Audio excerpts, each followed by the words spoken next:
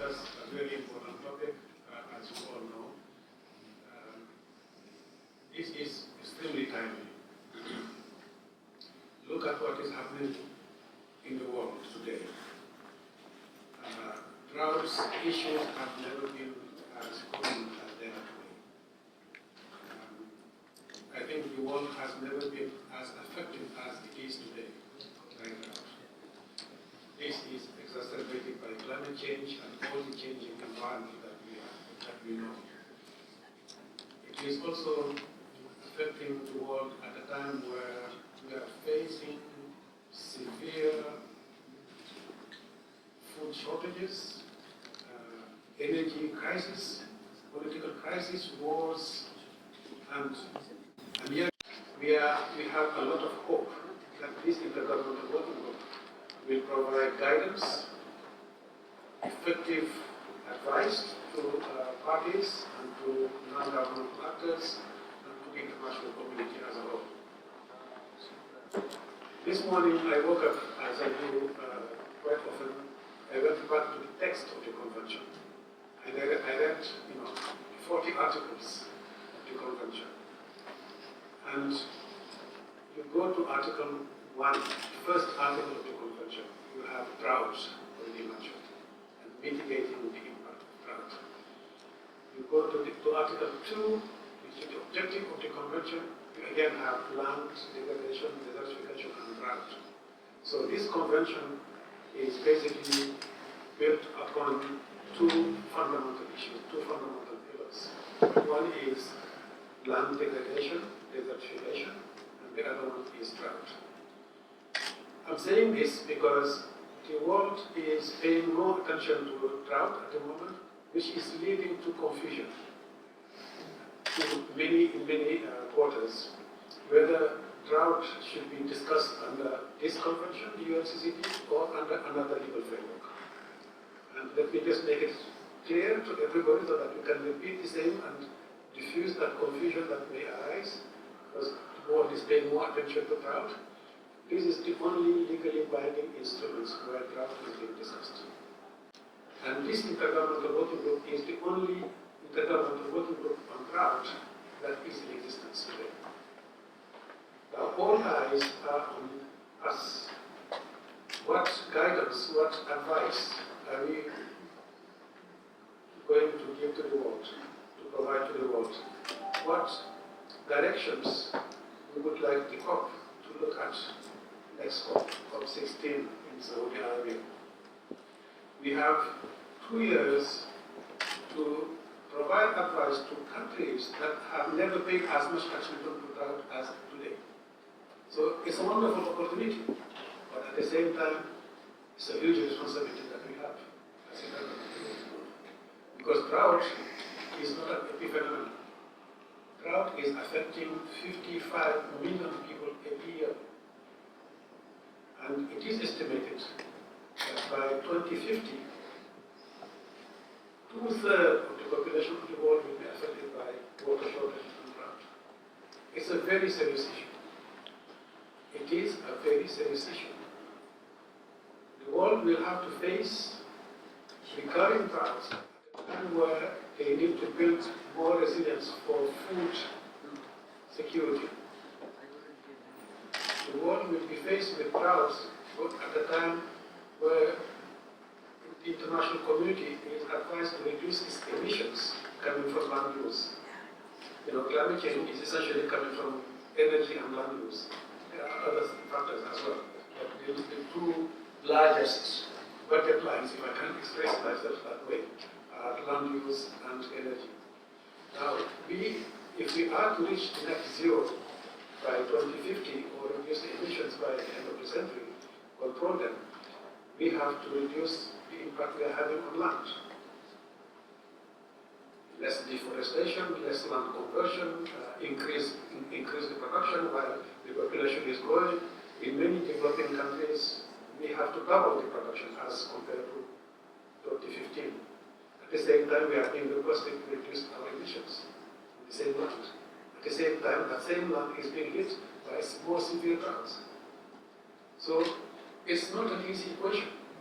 And this Intergovernmental Working Group is requested, is expected to provide guidance, to make some suggestions, some proposals that would eventually be tabled at the next conference of the parties. And the hope is that in Saudi Arabia, there will be sufficient guidance to the world to start addressing the issues of drought and mitigating the impact of drought. Now, if you go back again to the text of the convention, it says it all.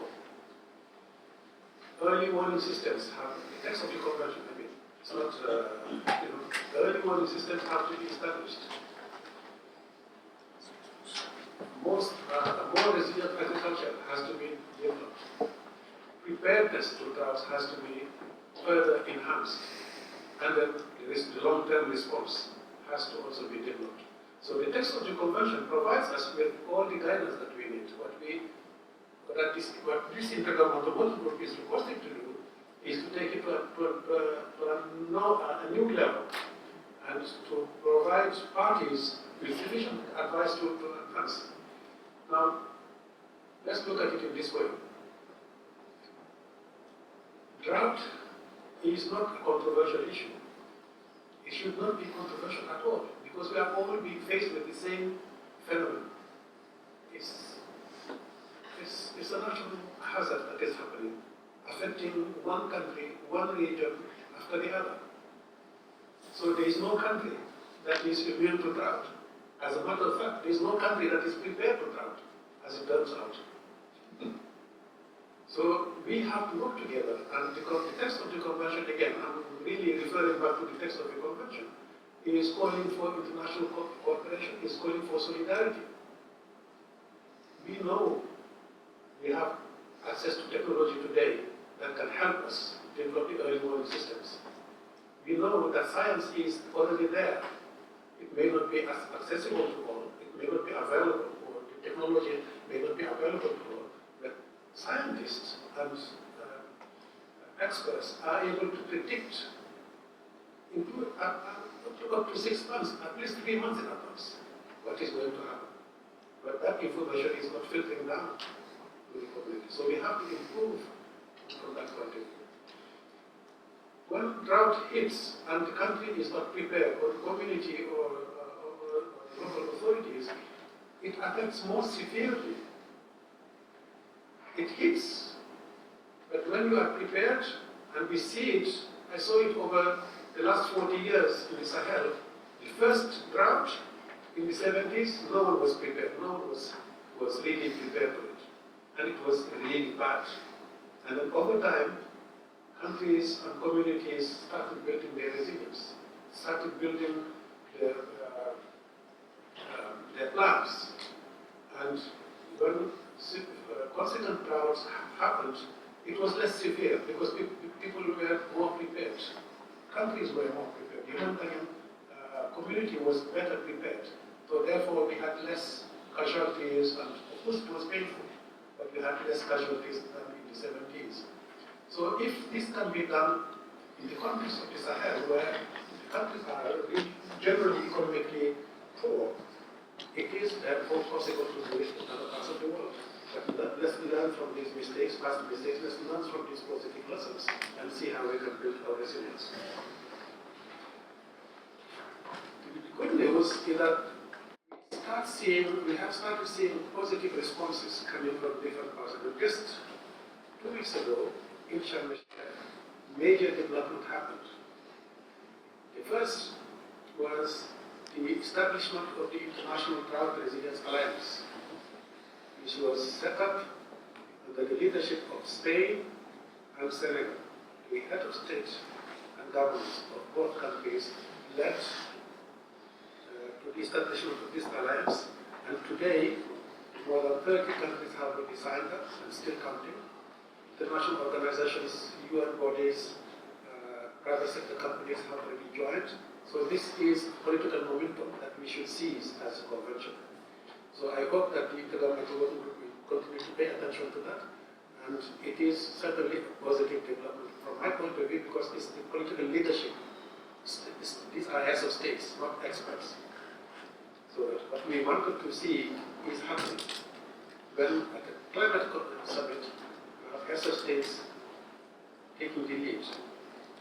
And you see, you can look at the list of the countries that have already joined. It's very diverse, regionally diverse, economically diverse as well. So that's a very positive development. The second development which happened in Sharm el-Sheikh was the recognition, first time in history, the history of the convention, of loss and damage. First, it was a fight to have it as part of the agenda. And second, at the end of the COP, they agreed to establish a fund for loss and damage. Now, this is a major development, politically speaking. We don't know what the fund will be doing and how much money will be in the fund. But the fact that the agenda, it was not on the agenda at the beginning of the COP. And at the end of the COP, they agreed to establish a fund. Look at the milestones. Look at the major development that happened in just 2 weeks. Now, there are many issues that can be discussed whether the COP was fully successful or not. But I'm talking about loss and damage. Now, talking about loss and damage, in the context of climate change, inevitably the issues of land and drought will come to play. Because these are part of the issues that should be discussed in every situation. Again, referring back to the text of the convention, which mentions the UNFCCC and the UNCCD as two conventions that should work hand in hand with the UNCCD. So the founders of the convention, the UNCCD, I mean, had already anticipated that there are connections between these three conventions, not only because they were born at the same time, Rio, but because of the interconnections that are between the three. Now, loss and damage will have a major impact if this is taken seriously by parties, because droughts are a natural phenomenon as defined in the convention, in the text of our convention, as a phenomenon that has to be addressed. Now, water shortages, floods, droughts, land degradation are certainly part of the issues that should be discussed as part of the climate negotiations, climate response, including loss and damage. So the interconnections between drought and loss and damage are also there. We probably need our secretary to prepare a document for you maybe early next year so that you can see the connections that we feel are very important, and we'll be very happy to have contributions coming from your party, you as parties, you as experts, to help us build that momentum and build that narrative so that it is well understood. So these are the latest developments that I saw coming from Sharm el-Sheikh. Now to conclude, just to say that the Intergovernmental Working Group on Drought is extremely timely. Now, you can go to the text that has been prepared for you. You will see the history for those of you who want to be reminded. But just to remind you that COP14 established the first Intergovernmental Working Group, which did a great job. COP15 established another Intergovernmental Working Group with a new mandate. And we hope that this time around, conclusions will be arrived at in Saudi Arabia at COP16 in 2024, so as to provide the world with the guidance that they need. The world is looking for guidance on drought. Definitely. The private sector is looking for guidance. You can talk to them in many ways. They are trying to see what are the policies that are coming from governments. Private sector, as you know, work under the directives of governments. Governments are there to regulate. They cannot work in a vacuum. They cannot invest in a vacuum. The governments will have to give clarity as to whether they want to have an early warning system, a preparedness system, a response system, and then the private sector will get involved into that either through the insurance systems or through investments on ecosystem resilience, community resilience, and so forth. Definitely, governments work under the responsibility of their people and the people of the world is demanding guidance, a response.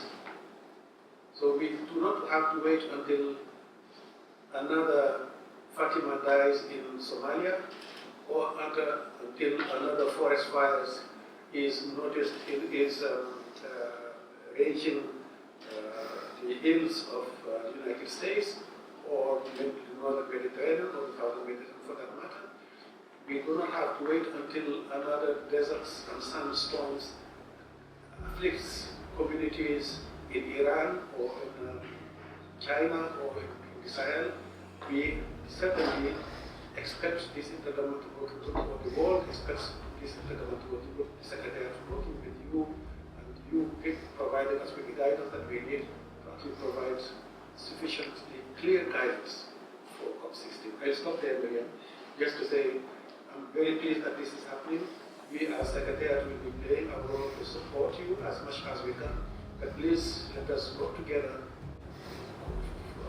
promote the cooperation and the international solidarity that is called for by the Convention, and more importantly, provide the world with the guidance that is expected and required of all of us. Thank you.